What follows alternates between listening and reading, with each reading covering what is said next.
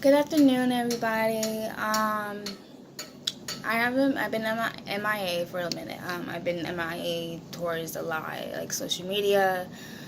I am learning that there is a lot of negativity in this world, and I personally don't like it. I kind of want to just to let it go.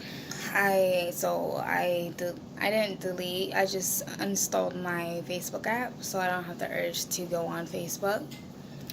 Um, Instagram, I pop up every once in a blue moon. But I do want to thank everybody that has liked, subscribed, comment on my videos. I really do appreciate that. I will get to you when I get to it. I'm dealing with my own self-healing, and I'm just working on myself personally. And at that time, I kind of just disconnect from everything and go within. So with that being said, sorry, my cat is trying to get on the video. But with that being said, Sassy, please. Okay, he wants some love and attention, so I apologize. But there's this movie that I do recommend, and it's called A Wrinkle in Time. It's a kids movie by Disney, and I'm pretty sure there's a book out of it too. And it's a beautiful movie. I do recommend it. I recommend The Secret too. In case if you don't know what that is, The Secret is like law of attraction, how to manifest correctly. But back to this to the movie that I was telling you about, The Wrinkle in Time. I love how people are slowly opening up their own minds. It's beautiful because now that we're helping our children, the next generation, to know about the universe, and every generation is different. You know what I mean? Like, the more that you pass down the knowledge of this, everything will change. Everybody is going to have a better life. Our children's going to have a better life, and, I just personally love it. And I do advise people to watch it because it taught me my own lessons. I think it was Mrs. Who that said something about how our wounds is what creates our light. And it brought to me, and actually, I really, really thought about it, and I was just like, wow. I went through the stuff that I went through for a reason, to understand them and to understand unconditional love. That's for myself. I am working on my own self-love, and I'm making it. I'm doing it. Self-love is one of the hardest things for me to do is self-love. Being a mixed child, being African American and Caucasian, and it mixed with a little bit Indian. Well, mixed with a lot of Indian, honestly. It's pretty hard. It is really hard to deal with.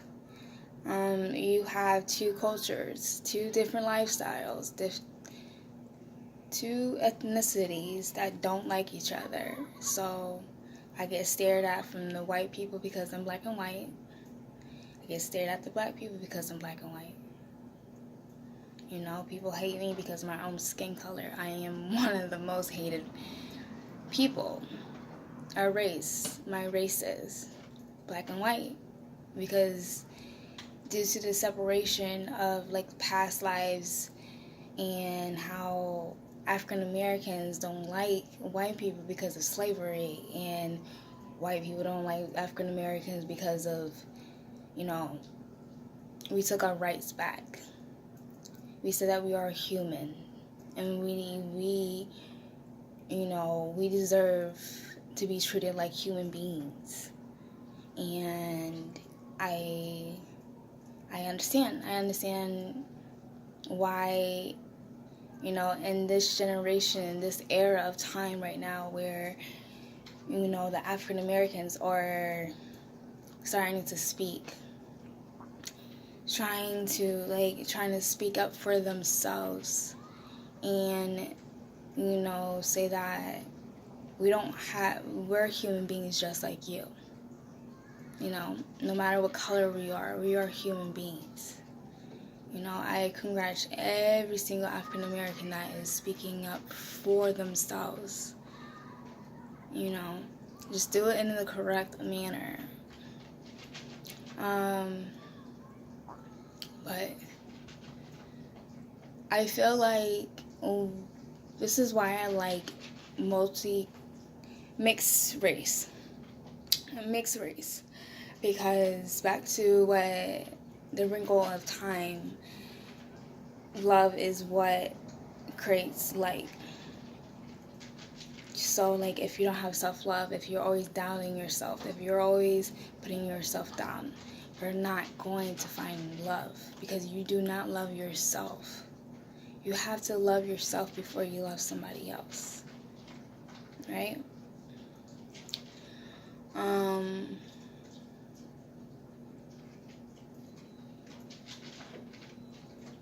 Sorry. And that is one of the hardest things that anybody can have, that anybody can do. Somebody can have the most confident person, like myself. I'm very confident, you know, but I have my doubts too.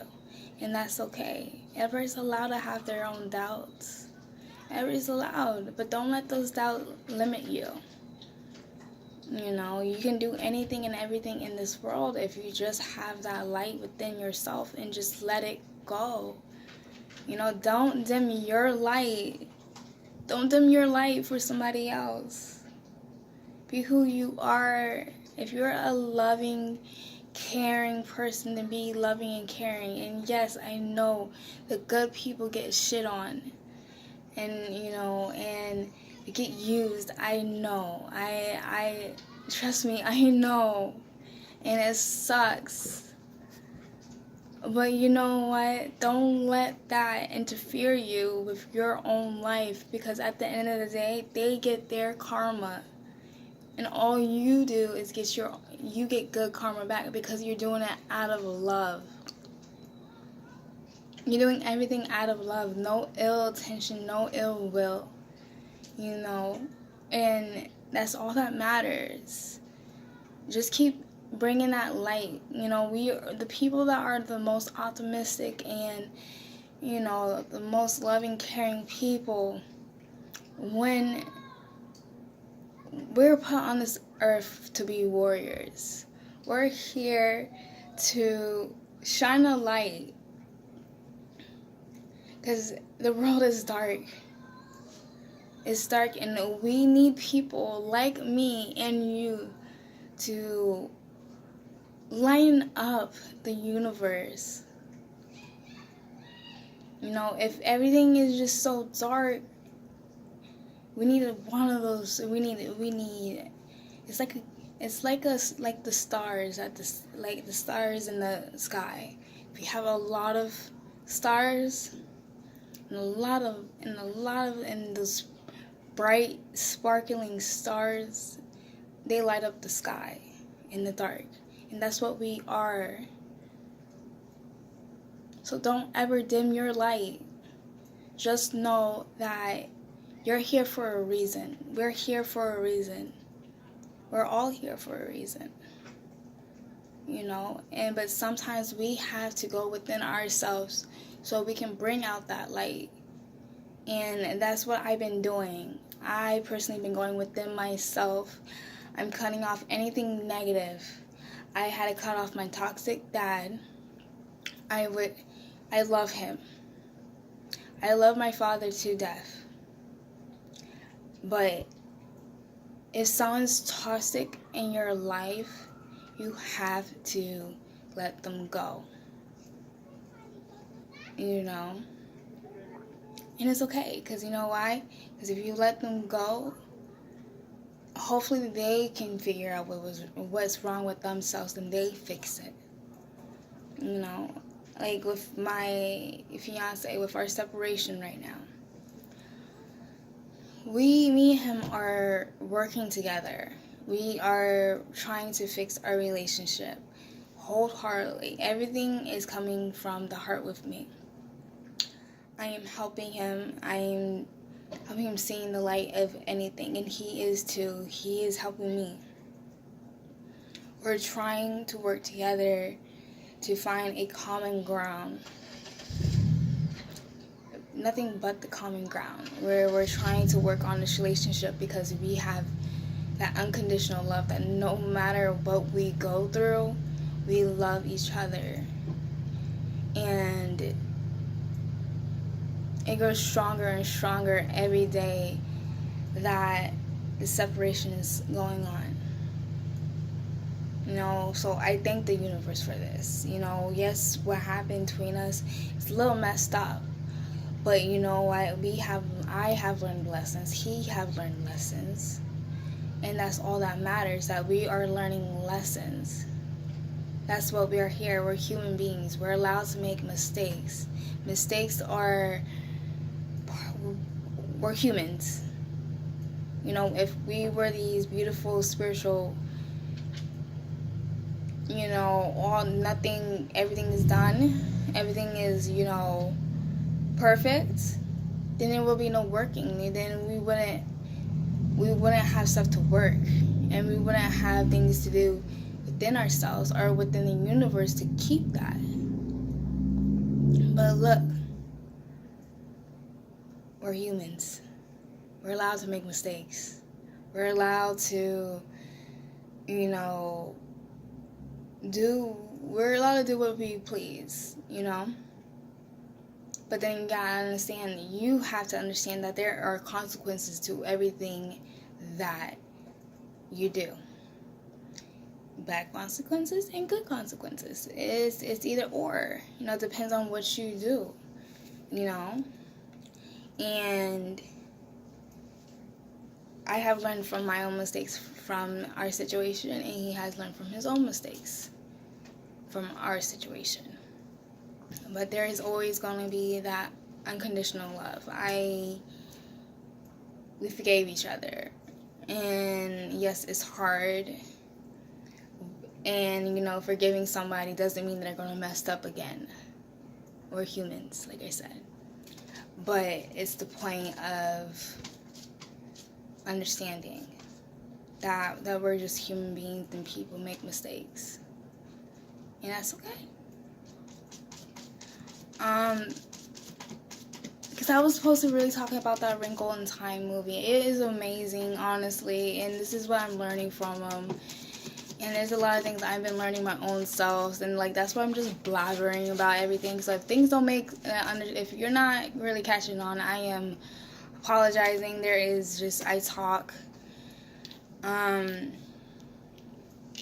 Yeah, I just talk. That's just who I am. Like, whatever comes to my mind, it just, boop, it's not even comes to my mind. It's like word vomit, keeping it real. You know what I mean? I don't sugarcoat.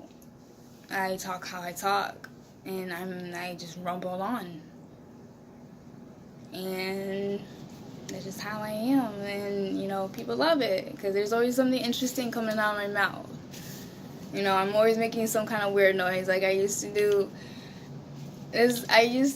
like, bird noises. Like, on some real stuff, like, bird noises. This is when me and my fiance used to work together. And I would walk down the back room, because we used to work at Walmart. And I would be like, ka ka, or like, something. And then, you know, those little things that, you know, I do can put a smile on somebody's face, because, you know, it's the little things that matter. It's not the big and expensive thing, not the materialistic things. No, it's the small little things, the gestures. Like, you were probably like, you were walking, you're in the grocery store and you see, you see that it's your friend's favorite candy, and you're like, oh, and you just thought about it, and you're just like, my friend's favorite candy, I should get that and go see them. It's just like, if you haven't seen them in a minute, be like, hey, I got this candy, I was thinking of you when I got it, here you go. Because you know why? Because at least they know that you're thinking of them. I think about my friends, I really do. Friends, associate, I'm starting to learn who's my friends and who's not, since I've been broke and don't got a way to go nowhere. So that's one thing I'm learning now, is like, who's my real friends and who's not. And it sucks. It really does. Because I treat my friends like family. Like, yes, I go M&A a lot because society is way too much for me. Society is way too much. That's why I'm trying to find a job that is stay home, or hopefully, I can get my business started. I want to dress candles. I'm starting to make perfume, sprays. I'm starting to make little statues, something like that. I forgot how to call them. But like little bags full of herbs and like scents. I practice a lot of aromatherapy. I'm starting to practice stillness. But back to what I was saying, if I can get this business started and rolling very soon, it'll be amazing. I have it on my Facebook. I have a page. I'm not really working on it right now because I stuck at advertising. I really do. I usually just post a picture up. I let everybody know that, the charges and fees of the candles, and, but I make smells, I make sprays, and, I can make some aromatherapy oils, whatever you feel. I been making my mom some. The other day, I made one that was sandalwood, patchouli, and rose. And I use a lot of comfort. For some odd reason, I feel like people need to be comfort. To remind them that, whatever you're going through, whatever hardship you're going through, take that smell and imagine yourself being comfort and being your most relaxing place. Imagine that somebody that you love and you cherish to be right there. So I'm more of a comfort person. I want people, because I never really had comfort during my darkest times. I was either in the program, which is not fun. There's only one program that I really did like, and that was Boys Town. And it was only because I did this little thing. If you be good, you get what you want. And I used to have my tantrums. Sometimes I go wild out, but then at the same time I end up being good again. Everybody has those days when you just wild out because you're just tired of everybody's shit, and that's okay. Or because I was just a troubled teen. People say trouble. But I guess I'm not trouble no more, because look where I'm at. I'm alive, right? Nobody thought I was going to be past 18, and I'm 22 years old right now. So that's a win for me. But yeah, nobody really comforted me when I was going through my own darkest times. The only time I really had that comfort was when I was going through my miscarriage in February.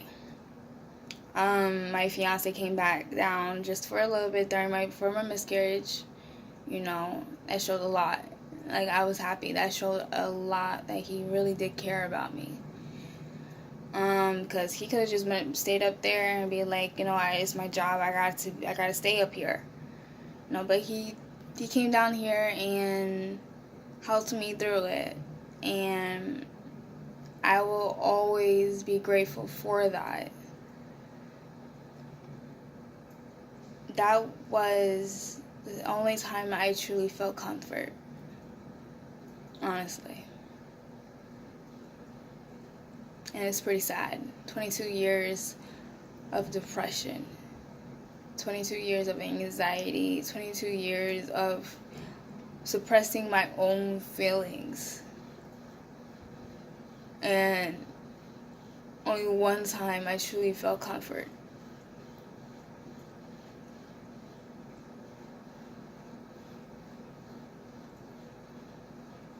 That really does suck. And that's why I use my sprays. I do a lot of comforting sprays just for those. Just so people will feel comfortable, where knowing that just the smell of something can bring you comfort. And that no matter where you're at, you can spray it or even smell the smell, and it relaxes you. It brings you peace. That's something that I always wanted my own self, and that's why I make those sprays. I make them, like, my mom has like 2 sprays worth of it, like 2 different kinds of sprays. One has, like I said, sandalwood. It's just 2. It's her smells, like her favorite kind of smells. You know, like sandalwood for me is like very of a masculine smell, so I mixed it with 2 feminine smells. Well, patchouli is somewhat. I think patchouli is like both for me. Because sometimes it depends on what kind of patchouli. Depends. But, that's why I do it. I make the sprays just so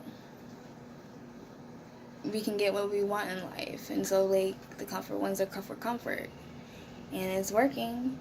You know, I made a bag of herbs. I can't get the name of it. I'm sorry, I can't even say it, so I'm not, like, about to flip out because I can't get the word out. But I made a bag of herbs for my mom, so if she is having trouble with, like, she got her promotion with that bag. She went to her interview to get the promotion with the bag, and she has it with her at school for the promotion, because you have to go to school for the promotion. A little bit for the promotion, like a month. So I've been by myself for a month. Been focusing on myself, trying to get myself straight. Almost a month. And I actually truly am going back to work, but I don't know. I'm a little wishy-washy right now. Like, I want to. Oh, sorry. Like, I want to go back to work. I love working.